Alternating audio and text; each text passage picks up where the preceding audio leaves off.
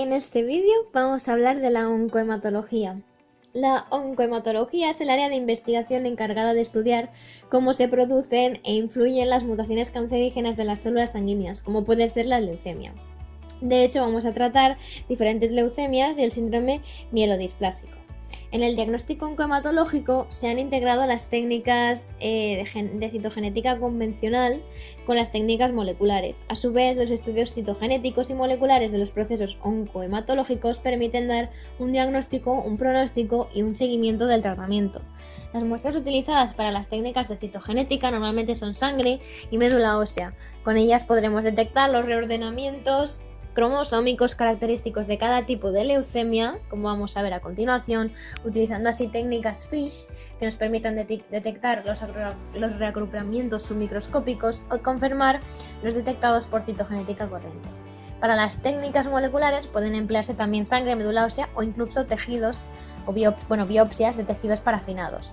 La detección y cuantificación de oncogenes en enfermedades hematológicas se realiza mediante técnicas de PCR en tiempo real o secuenciación de los principales genes implicados en el trastorno. A continuación vamos a ver una serie de leucemias y un poco los genes implicados y demás. Tenemos la leucemia mieloide. La leucemia mieloide está caracterizada porque es un cáncer que comienza en ciertas células componentes de la sangre de la médula ósea. Se produce un cambio genético en la versión temprana y madura de las células mieloides, las células que producen los glóbulos rojos, las plaquetas y la mayoría de los tipos de glóbulos blancos, excepto los linfocitos. Este cambio está producido, está determinado por reordenamientos en los genes que vemos aquí marcados, P210, BCR, ABL. Aquí tenemos una imagen de las células, ¿no? En una persona, unos dibujos esquemáticos de lo que es una persona normal y una persona con leucemia que tiene una cantidad de glóbulos blancos impresionantes. Y después aquí otra imagen que es real, a escala real, es bajo el microscopio, cómo se puede observar una persona normal y otra con leucemia.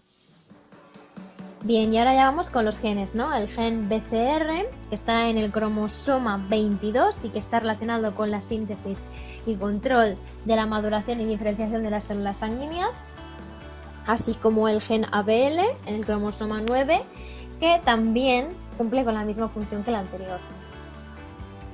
Después tenemos, que también puede ser por mutaciones en los genes NOTCH1 y SF3B1. Aquí tenemos el NOTCH1, que está en el cromosoma 9 en la parte final. Como podemos observar, el cromosoma 9 está bastante implicado en lo que vienen siendo las mutaciones cancerígenas respecto a la sangre. Y después tenemos la leucemia linfocítica aguda, que también puede llamarse leucemia linfoblástica aguda. La leucemia linfoblástica aguda también se conoce como como acabo de decir, ¿no? El agudo de su nombre hace referencia a que la leucemia puede progresar rápidamente y si no se trata probablemente sería fatal en muy pocos meses. Y linfocítico se relaciona con el desarrollo de las células a partir de formas inmaduras de linfocitos. Bien, esta leucemia está relacionada con otros cánceres como el linfoma de Hodgkin, en el cual se empiezan a desarrollar los linfocitos, mientras que las leucemias como la leucemia linfocítica aguda afectan principalmente a la médula ósea y la sangre. Los linfomas afectan principalmente a los ganglios linfáticos u otros órganos, pero también pueden afectar a la médula ósea. A veces puede ser difícil saber si un cáncer de linfocitos es una leucemia o un linfoma. Por lo general, si al menos el 20% de la médula ósea está formada por linfocitos cancerosos llamados linfoblastos o simplemente blastos, la enfermedad se va a considerar leucemia y va determinada por un reordenamiento de los genes que acabamos de mencionar y por ello no vamos a reiterarnos. Aquí en linfocitos tenemos una imagen de la leucemia linfoblástica aguda. Está prácticamente llena de glóbulos blancos que probablemente estén con una mutación porque va determinada por una mutación en los genes que lo controlan. Y aquí a la derecha tenemos el plasma en una persona sana y una persona con leucemia normal, con una leucemia mieloide, por ejemplo. Pero en la imagen grande, la de la izquierda, tenemos una persona con leucemia linfoblástica aguda. La cantidad de glóbulos rojos, de linfocitos, es totalmente inmensa, incluso en comparación con otras leucemias. Bien, después tenemos el síndrome mielodisplásico. El síndrome mielodisplásico, anteriormente, no sé contaba con él como si fuera un cáncer, pero hoy en día sí, son afecciones, los síndromes mielodisplásicos son afecciones que pueden ocurrir cuando las células sanguíneas en la médula ósea se vuelven anormales, hay una displasia. Y esto provoca un descenso en el número de uno o más tipos de células sanguíneas. ¿Por qué? ¿Por qué? Ahora mismo lo vamos a ver. En el síndrome mielodisplásico, algunas de las células óseas, como acabamos de decir, son displásicas y tienen problemas para producir nuevas células sanguíneas, lo que origina que la gran mayoría que se forman contengan los defectos de sus precursores en la médula ósea. Las células defectuosas mueren antes que cualquier otra célula normal, ¿no? Y además el cuerpo también destruye algunas, dejando a las personas sin suficientes células sanguíneas normales. El hallazgo más común en los síndromes mielodisplásicos es la escasez de glóbulos rojos, o también conocida como anemia. Bien, existen varios tipos de síndrome mielodisplásico según la cantidad de células sanguíneas afectadas y otros factores. Aproximadamente en uno de cada tres pacientes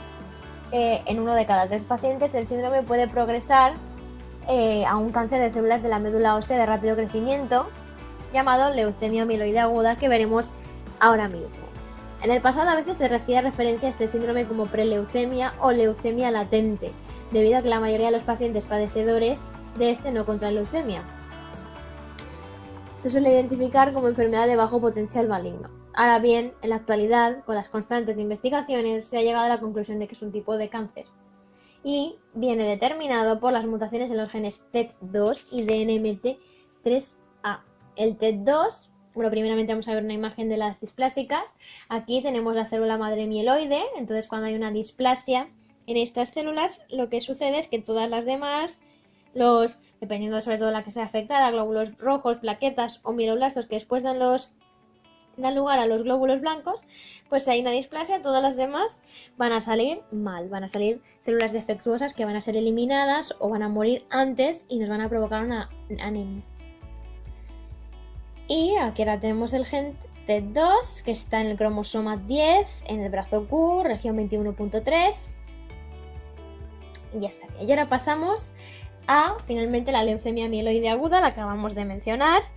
Y bueno, es muy parecida a la leucemia mieloide crónica, pero hay unas cuantas diferencias. La leucemia mieloide aguda comienza en la médula ósea, igual que la crónica, pero la mayoría de las veces se desplaza muy rápidamente hacia la sangre. En algunas ocasiones incluso se puede diseminar a otras partes del cuerpo, incluidos los ganglios linfáticos, el hígado, el bazo, el sistema nervioso central y los testículos en el caso de los hombres.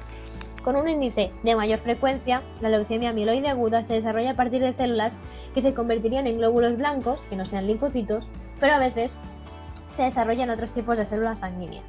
Para identificarla se hace una búsqueda de mutaciones de múltiples genes, como pueden ser el FL3, el FLT3, como vamos a verlo, en el cromosoma 13, en el brazo largo, región 12.3, y luego en el gen NPM1, que estaría en el cromosoma 5, prácticamente al final del cromosoma 5, el brazo largo, región Q35.